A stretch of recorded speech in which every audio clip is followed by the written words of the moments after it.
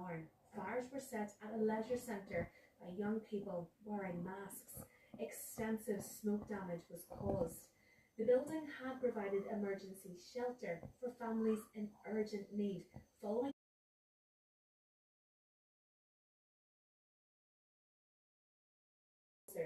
Police Scotland has agreed to send reinforcements after police in Northern Ireland requested support from other forces to help deal with the trouble.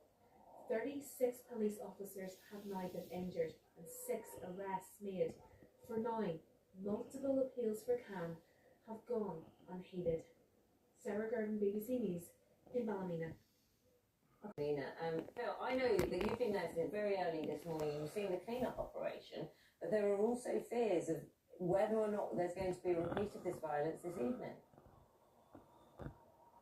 Yeah, and I suppose that's what's on everyone's minds. That's what people have been stopping and talking to us about. The street you can see down there is where a lot of the rioting took place last night, and some of the images that you'll have seen in Sarah's package. But the clean-up was amazing. We've got here at 6:15, rubble everywhere, debris, some of it still smouldering. By 6:10, it had mostly gone. You can see just there the effects of the fires on the road, so burnt tarmac on the top of it. And there are little bits like that all over the area, and particularly around the houses there were sort of a few broken windows and things, but lots of flags in windows indicating that local people are living in there.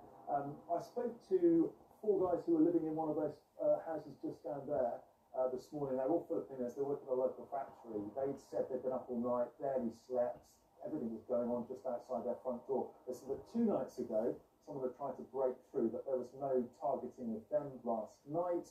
It's difficult to know what this is all about. Obviously, there was that incident in Sarah's report, which started things back in Monday. But a lady who's lived here all her life came and said this has been simmering for a very long time. There's a lot of resentment about immigrants, the perspective that they've got additional funds going towards them and not others. But also, she said this is just kind of racist thuggery, and that's what it's been described as elsewhere. Fear is it could happen again tonight. We'll be here to see whether or not it does. Phil, okay, thanks very much for that. Phil Mackey there, our reporter in Ballymena.